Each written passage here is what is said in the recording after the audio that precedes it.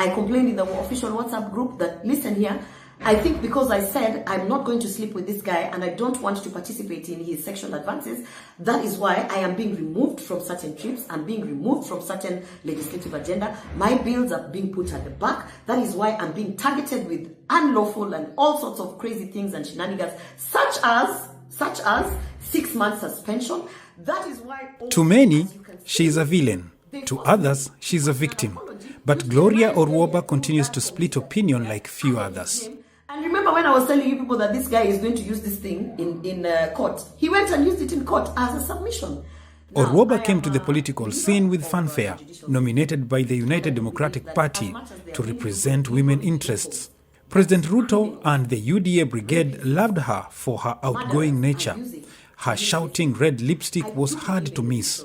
Even more shouting was her controversial nature, bold activism, confrontations within party lines, and the eventual fallout with the ruling United Democratic Alliance UDA. Is the UDA machinery that is actually supporting. Every single person that has worked in parliament or has had an interaction in parliament will tell you there is sexual harassment in parliament. They will tell you they don't speak about it because this is what happens to you when you speak about it. So, and I mean, we are living in the times where we have seen even politicians being put on platforms and being told to turn around so that we can see your behind. For her activism, she paid the price and lost her seat. She was also ordered to pay Jeremiah Nyegenye, the clerk to the Senate, some 10.5 million Kenya shillings for defaming him when she claimed sexual harassment by Mr. Nyegenye. Once hailed as a fearless champion for women's rights and youth inclusion, Orwoba now stands alone, expelled from the ruling party, stripped of her senatorial role, and slapped with a hefty fine. But was she too radical or too real for the overly shady Kenya's politics? No one has investigated. No one has investigated. Ever since I put up and said, listen guys, this guy is punishing me for saying no, not one single independent body or person has investigated. And how did she emerge to be a thorn in the flesh of peers who initially loved her unreserved nature? Gloria Orwoba's journey began far from the Senate chambers. A tech-savvy, outspoken woman with a passion for social justice, she entered politics as an activist before catching the eye of the United Democratic Party. She always challenged the status quo, sometimes too loudly, sometimes to the dislike of the powers that be. In 2023, Orwoba made headlines and enemies when she walked into the Senate with a visible period stain protesting period poverty. The stunt sparked national debate. I have stained my clothes. And at the end of the day, I just want to know, while we are discussing this issue that is not even in the order paper, is it because senators are not women who have periods? Gloria Orwoba said she had noticed the stain before entering the building. Some MPs, including another female senator, criticized her, saying she was being disrespectful. Senator Tabitha Mutinda asked the speaker to rule on whether Ms. Orwoba had adhered to the House dress code, saying she found it uncomfortable and inappropriate. Mutinda said there was a better way to raise this issue and this was not setting a good example to young women and girls. Orwoba responded by saying she was disappointed to be questioned over an incident that is natural. Women are not supposed to be in the Senate because we have periods. I don't understand. Gloria Orwoba, who often speaks out about period poverty, said her experience had made her understand the discrimination faced by some girls in Kenya when they are on their period. Senate Speaker Amazon Kingi ruled that Orwoba should leave the chamber. After leaving the Senate building, Orwoba did not change her clothes. She spoke to the media and then visited a school in the capital, Nairobi, to distribute sanitary pads. Within UDA, Orwoba became a thorn in the side of conservative politics. She was outspoken, unrelenting, and unwilling to toe the party line. She was suspended by the Senate for 79 days after she failed to overturn a resolution to lock her out made by the Senate. A communication delivered to the House by Senate Deputy Speaker Kathuri Murungi said that Orwoba would cease enjoying all the powers and privileges associated with her position. Murungi said the Senate arrived at the decision after considering the judgment delivered by the High Court and the orders given. The decision by the Senate had reduced Orwoba's suspension from the House for 6 months, as it had been ordered 1 year ago before she moved to court to challenge her suspension, where she got temporal orders stopping her suspension until the matter was heard and determined. Justice Lawrence Mugambi, sitting at the High Court in Nairobi, agreed with the decision made by the Senate, noting that the nominated senator was given a chance to appear before the Powers and Privileges Committee of the Senate to defend herself but failed to do so.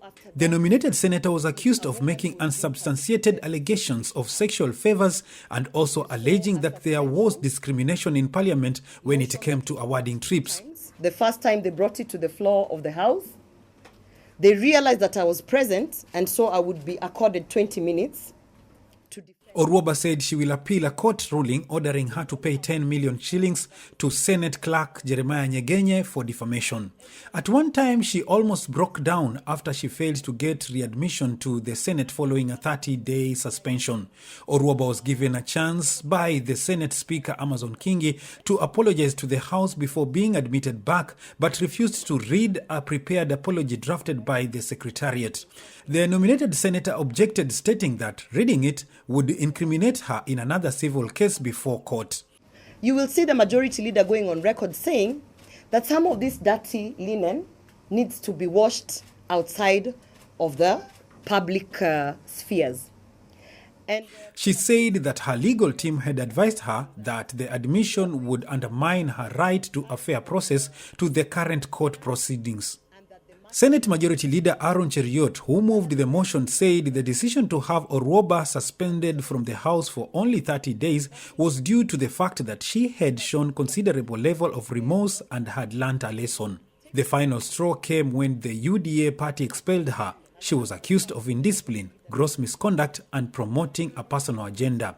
Some claim it was political assassination cloaked as procedure. UDA Secretary General Hassan Omar confirmed the party's disciplinary committee resolved to oust Orwoba after exhaustively deliberating on the matter. Omar noted that the decision was made in line with the Article 29 of the UDA Constitution and was later ratified by the party's National Executive Committee. UDA nominated Consolata Wabwire Wakwabubi from Kimilili constituency, Bungoma County, to replace her. Senator Orwoba's expulsion followed a series of public actions that placed her at odds with the ruling party's leadership. She broke unspoken rules. She challenged male dominance in a party that thrives on control. She also criticized the government for what she termed as failure to fulfill its promises to women, particularly those outlined in the Women's Charter signed by President William Ruto ahead of the 2022 elections.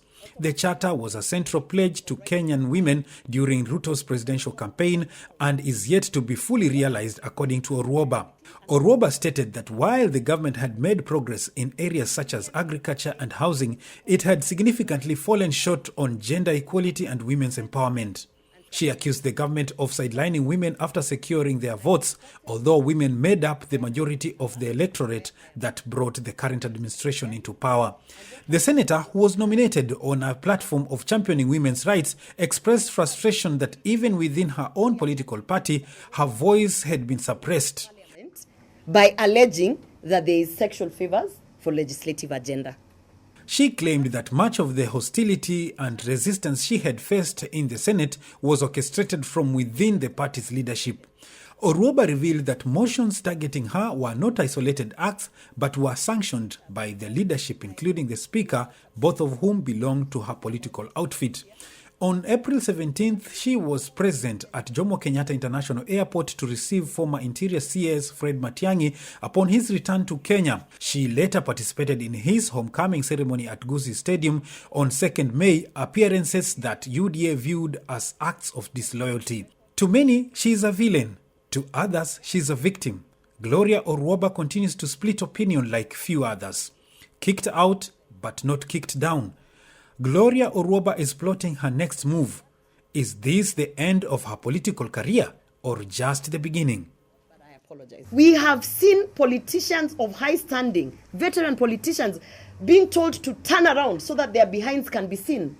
We saw it the other day. The objectifying of women, it's become such a norm. Because if you raise your head and say, this is wrong, they suspend you, They illegally tried to remove you from Senate. They hit you with a 10 million bill. But I want to say this. Wangari Maathai did not strip in Uhuru Park because it was easy, right? Nobody said it would be easy. There is a price to pay to end the culture of sexual harassment. And I'm willing to pay that price. And I'm willing to pick up that fight.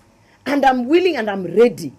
And if they thought that is what is going to silence me, that will not silence me, because I know there are staff members in parliament who are raped in that parliament.